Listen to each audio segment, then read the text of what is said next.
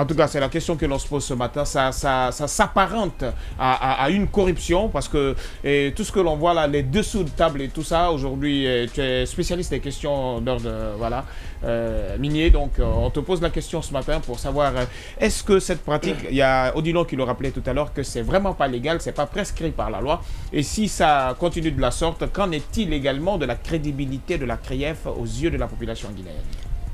Merci beaucoup pour cette belle question.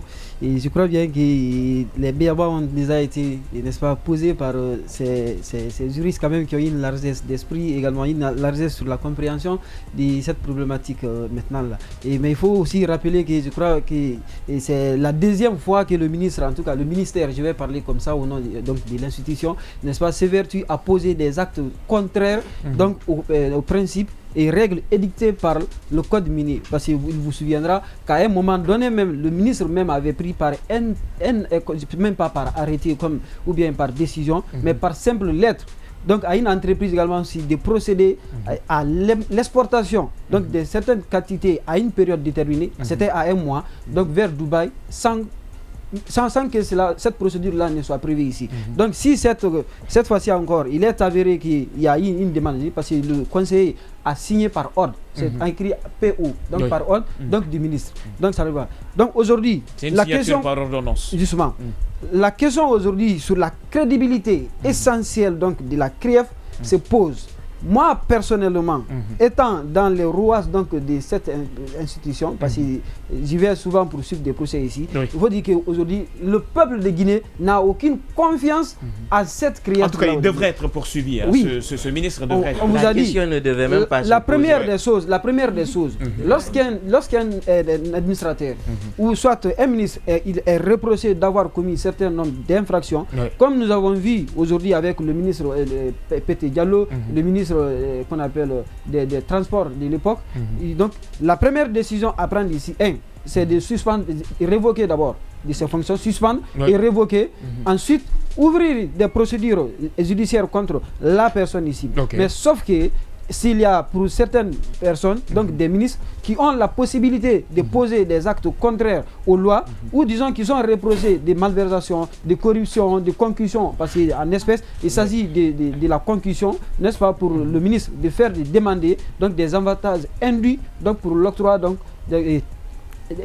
qu'on appelle d'une décision administrative ici. Également de la corruption aussi par le directeur sortant qui a en tout cas promis donc ces 2 millions de dollars au ministre là. Donc au regard donc des faits en tout cas qui sont saillants, au regard donc qu'on appelle des spéculations là-dessus, la CREEF devrait se bouger, n'est-ce pas, donc pour ouvrir une enquête, ne serait-ce que cela, n'est-ce pas, voir ce qui s'est réellement passé de cela, d'autant plus qu'il y a un acte, un courrier qui signé en bonne et due forme, cacheté, toutes les procédures à la matière ont été remplies, donc il va sans dire que la bonne manière, en tout cas pour respecter aujourd'hui le peuple de Guinée aussi, asseoir la crédibilité de la CREEF, prouver aux Guinéens aujourd'hui qu'il n'y a pas un citoyen supérieur à autre, dire aujourd'hui que la CREEF, comme le président lui-même l'a dit, que elle n'est pas créée seulement contre les pratiques anciennes, autrement dit des anciens dignitaires, mais également aussi elle existe pour toutes tous les citoyens. Si le ministre, si l'ancien ministre de la Santé Pété a été arrêté, c'est que voilà, peut-être qu'il sera traduit devant la CREEF parce qu'on parle de cas de corruption dans ce dossier. Bien entendu. Et moi, j'ai la perception que au sein, quelques secondes, on va aller avec.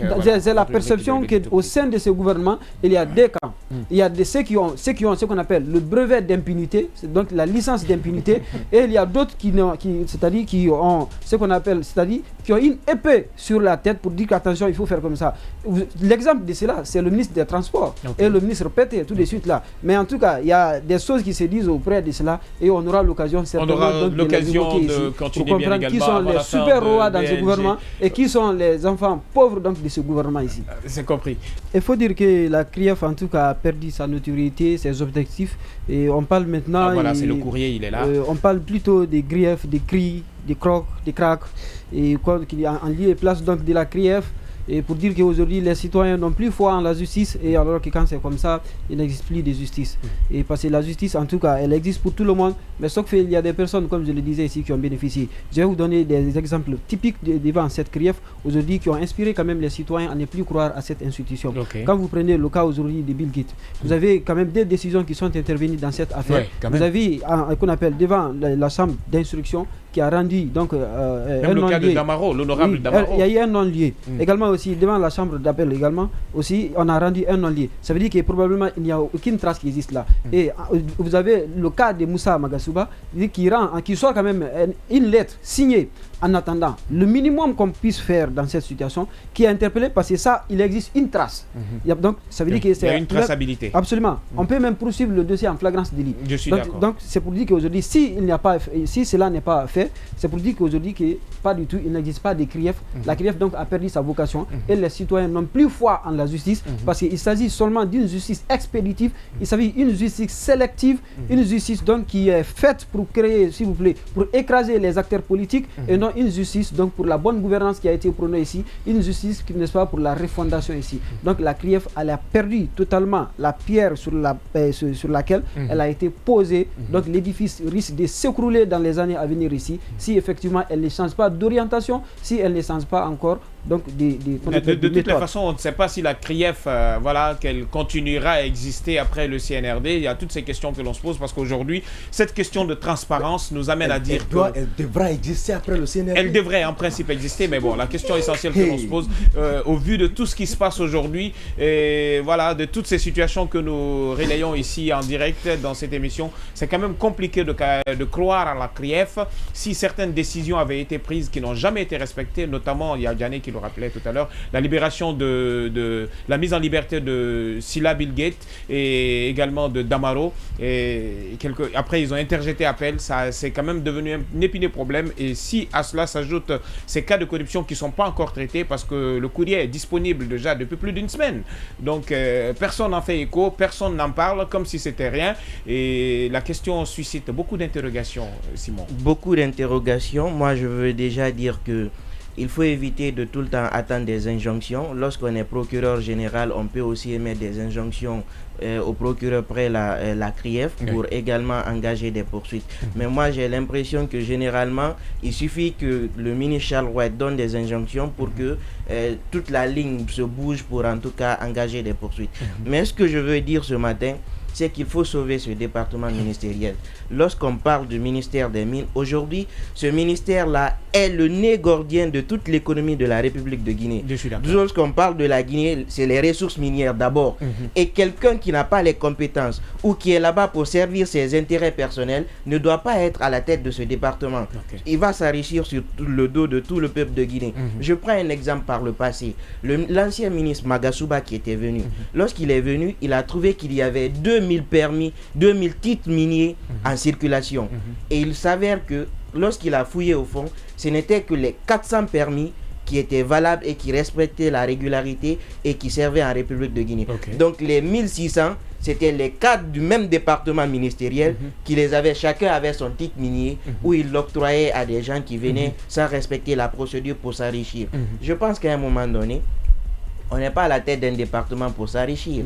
On est là pour servir l'intérêt général. Je suis d'accord. Et lorsqu'on prend également le récent cas de ce ministre Magasuba, c'est pas la première bourde qu'il a eu à commettre. Dans le reportage avec Alain Foucault, il a aussi donné des chiffres erronés pour défendre l'image de son département. Ça, c'est la première chose. Il a aussi fait lettre. Ça, déjà, c'est une infraction grave. Très grave. Et au-delà de ça, il fait une lettre de recommandation d'une entreprise qui appartiendrait à un membre de sa famille, à sa famille de façon générale. Donc je me dis, lorsqu'on est là-bas, est-ce que c'est les intérêts personnels ou les intérêts de madame ou l'entreprise de madame qu'on est en train de défendre? En tout cas, cette mentalité de défendre l'intérêt personnel gangrène notre société aujourd'hui, et d'où notre retard d'ailleurs. Justement, et c'est d'ailleurs pourquoi je me dis, ils l'ont évoqué, si la CRIEF existe, si en tout cas le procureur Ali Touré, il est dans ce pays, parce que peut-être qu'il peut parfois oublier ses attributions.